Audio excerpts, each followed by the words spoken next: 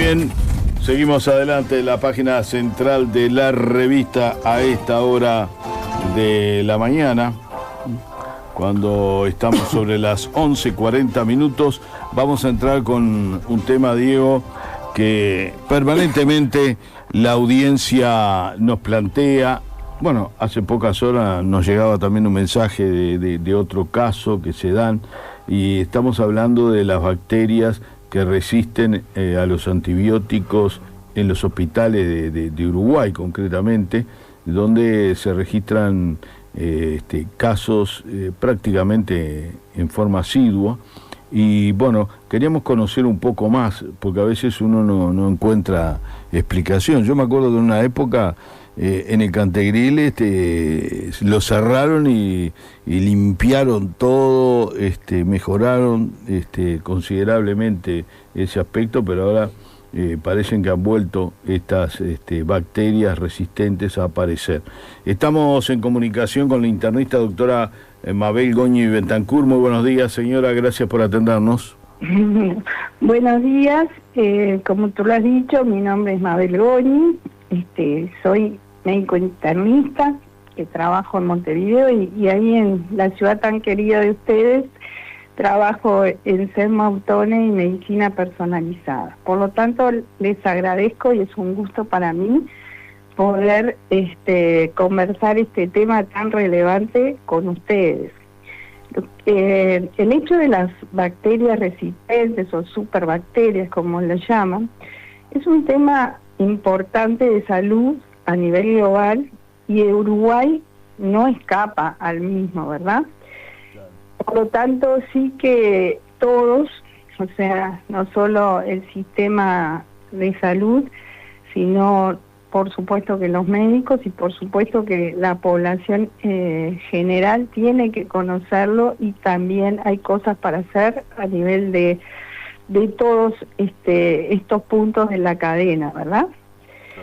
En primer lugar, quisiera, antes de, supongo que me van a preguntar algo que a ustedes les inquiete, definir qué son las bacterias, ¿verdad? Porque en la población general, de repente, sabemos que son microorganismos, que quiere decir microorganismos pequeños, seres vivos, que si bien pueden llegar a tener efectos protectores, conviven con nosotros y sobre todo, bueno, en la piel, en el tubo digestivo tienen efectos protectores. Estos organismos son causantes de enfermedades, que es lo que nos ocupa hoy, ¿no? Que pueden ser desde enfermedades banales hasta enfermedades graves, ¿verdad? Y lo que producen, cuando producen enfermedad, son enfermedades bacterianas, ¿ah?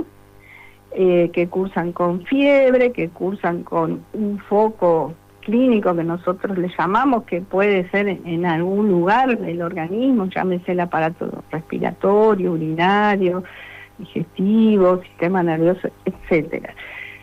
Estas infecciones bacterianas son las que se tratan con antibióticos. Y acá viene un primer problema antes de entrar en el tema, que las infecciones virales que hoy día nos ocupan también mucho y también son graves, no responden a los antibióticos. Entonces, saber que todo lo que es fiebre, ¿verdad?, no se cura con antibióticos, porque hay muchos tipos de microorganismos. Están las bacterias, están los virus, están los hongos. Entonces, hay que saber bien de qué estamos hablando y de qué el paciente o el individuo padece para realizar el tratamiento correcto.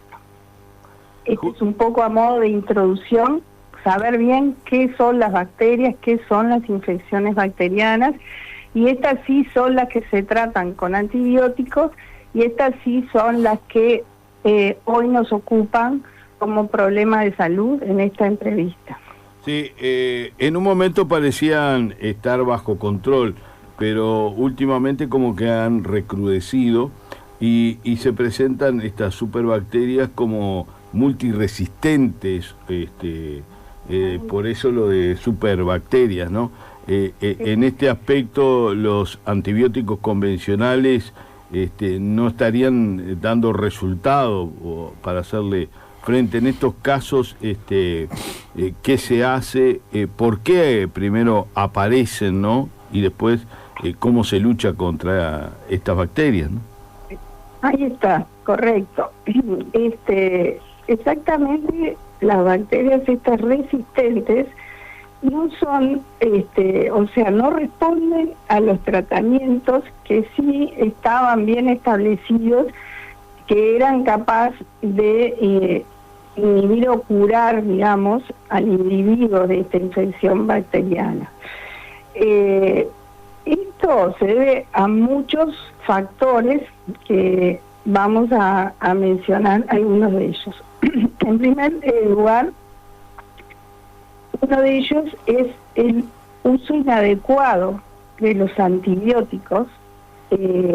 Hace que, o sea, que ellas, como son organismos, desarrollen resistencia, o sea, que desarrollen mutaciones dentro de su propio mapa genético, o desarrollen también de una a otra se transmite, o sea, las resistencias. Entonces, uno de los factores más importantes es el uso adecuado del antibiótico. El uso adecuado del antibiótico, como mencioné recién, saber bien que se trata de una infección bacteriana, no tratar con antibióticos a infecciones virales. Eso también nos toca a toda la población general, ¿verdad? Como que no hay que automedicarse, ¿verdad? Y también por supuesto, que al sistema de salud y a las instituciones de salud, ¿verdad? Claro. Entonces, por un lado hay que estar informado, establecer medidas preventivas, ¿verdad?, de educación al paciente, de educación también a la comunidad médica, medidas de higiene, de salud, y también establecer en las instituciones públicas y privadas sistemas de control de estas sistemas que se llaman comité de infecciones, que están instalados en todas las instituciones, pero no aflojar en ese punto, ¿verdad? Entonces, creo que tenemos responsabilidades para evitar estas mutaciones o intercambios de genes entre las bacterias. Primero que nada, usando adecuadamente los antibióticos, y eso es parte también responsabilidad nuestra y también como médicos, y también responsabilidad de todos como ciudadanos de no automedicarnos. Sabemos que hay poblaciones vulnerables que no se tratan, no hacen el uso inadecuado o un tratamiento incompleto por motivos sociales o psiquiátricos, psicológicos. También sabemos que los individuos hoy día viven más, entonces hace que haya un debilitamiento del sistema inmune en la población envejecida, y cuando ingresan a sanatorios están más expuestos a estas bacterias resistentes, que es, digamos, donde más tenemos los problemas, que es en los pacientes internados o en los pacientes vinculados a los cuidados de salud. Y es ahí que no solo porque aumenta la mortalidad de estos pacientes y la morbilidad, o sea, tienen complicaciones, el sistema se vuelve ineficiente, sino que también es un tema de costos en salud para el país, ¿verdad? Sí, en algún momento se había hablado que el Sistema Nacional Integrado de Salud, estos casos le implicaban un desembolso de 150 millones de dólares al año, ¿no? Eso era un dato que... El tratamiento está claro, sí, en los distintos lugares. Porque generalmente, como decía la doctora, se da cuando ingresa algún paciente con problemas inmunitarios a un recinto hospitalario y necesita de repente determinados instrumentos o elementos, sea conectarse a algo, entonces por ahí puede ser la vía de ingreso. ¿Puede ser así, doctora? ¿Lo explico bien? Tal cual. Cuando explicar un poco problemas inmunitarios no quiere decir que el paciente tenga una enfermedad inmunológica, que sí los hay, y por supuesto que esos hay que estar atentos, sino es el debilitamiento de la inmunidad en un paciente añoso, multimedicado, o que tiene muchas enfermedades o patologías, como llamamos nosotros, o que estuvo internado mucho tiempo, y ahí en los lugares de internación público o privado es donde se seleccionan más estas bacterias resistentes, ¿tá? Sí. Entonces son pacientes, digamos, debilitados, inmunocomprometidos, los que están más expuestos a este tipo de infecciones, ¿verdad? Doctora, porque acá hay una especie de contradicción. Vio en esos dichos que escuchamos normalmente en la calle, no, el sanatorio no voy porque entrás y salís con alguna peste, esa es típica escucharla, y sin embargo, el no ir al sanatorio, a veces, no sé, un problema de llaga, dice, no, yo voy, me compro un antibiótico, voy, me compro esto, y la gente se termina automedicando, y y eso también es contraproducente. Entonces, ¿cómo generar o qué recomendaciones dar al usuario que tiene que tener los cuidados necesarios cuando entra a un sanatorio, o que quizás entre por una situación menor y termine con una bacteria que le termine complicando realmente la salud, pero a su vez no permitir que el usuario se automedique, porque esto también le da fortaleza a las bacterias, ¿no? Un informe del Ministerio de Salud Pública de los últimos días marca que hay 50 brotes, denuncias de más de 50 brotes en el año, ¿no? En lo que va del año. Exacto, sí. El problema es serio. Hay 50 brotes en distintas instituciones, ¿verdad? Claro. Públicas y privadas. Bueno, por supuesto que existe el sistema de vigilancia, ¿no?, por parte de las autoridades sanitarias y de control de esto. Me explico con el tema de control de infecciones. Hay además un programa que a todos los médicos nos indica cuál es el tratamiento indicado para cada infección y nos recomienda no salirnos de eso y cumplir la pauta. Y por otro lado, a los pacientes, en primer lugar, lo ideal, digamos, si no es absolutamente necesario, es no ingresar, ¿verdad? Pero sí lo ideal es que si él está frente a un problema de salud, tener siempre un médico referente o de cabecera en el lugar donde él se atiende, en el prestador donde se atiende, y si no es así o si la situación lo amerita, consultar a los servicios de emergencia o policlínicas de atención rápida, ¿verdad?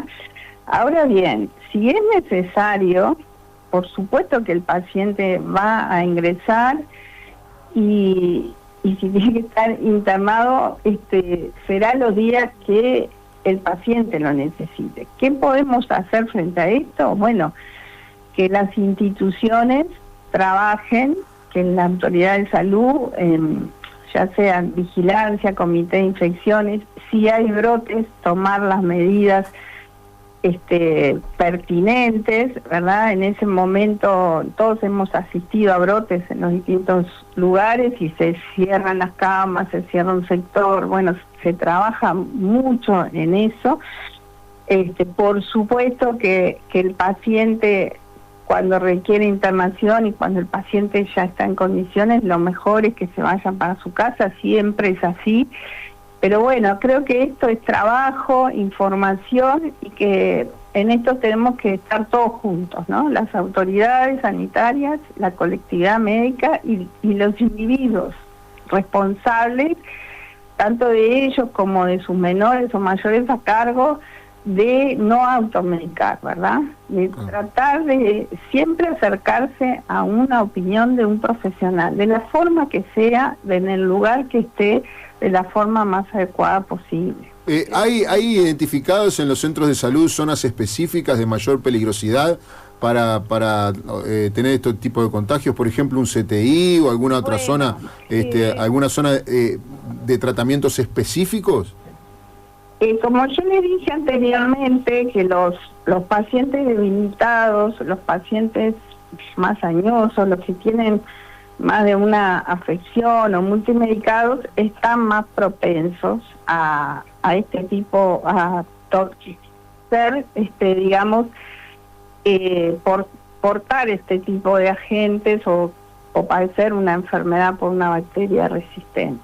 Entonces, tú me nombras el centro los centros de tratamiento intensivo, pero claro, es también por el tipo de población que hay. Pero por otro lado, esos lugares tienen mucho cuidado. O sea, el tema es que son enfermos en general muy graves y bueno, y eso hace que, pero no es específico de esos lugares, ¿verdad? Por supuesto que ahí hay mayor riesgo, ¿no? Claro. Entendemos que es por el propio estado del paciente, ¿no? Claro, y no, o de los pacientes que están a su alrededor, pero también son lugares que son muy necesarios para los pacientes porque son lugares que cuando el enfermo tiene enfermedades graves y agudas, salvan las vidas. Es decir, bueno, es como hay que tener, es una lucha, ¿no? Como dijo en una entrevista que leí el doctor Henry Albornoz, que es un conocido infectólogo, que esta es una pandemia más silenciosa, ¿verdad? Entonces, bueno, creo que la premisa o las recomendaciones son información y responsabilidad de todos, y bueno, y acercarse a los centros de salud, ¿verdad? Y consultar precozmente. Es decir, creo que es información, tratamiento adecuado y esto es de todo, ¿no? Del sistema sanitario, por supuesto, de la colectividad médica y de los individuos como responsables también de su salud, ¿verdad? Muy bien, doctora Mabel Goñi Bentancur, le agradecemos muchísimo estos minutos, ¿eh? No, el agradecimiento es el mío, y bueno, a las órdenes y muchos saludos para esa comunidad, así que bueno, estaremos nuevamente cuando ustedes lo requieran. Gracias, doctora. Muy bien. Qué tema este, ¿no? Sí, más de un tercio de los uruguayos admitió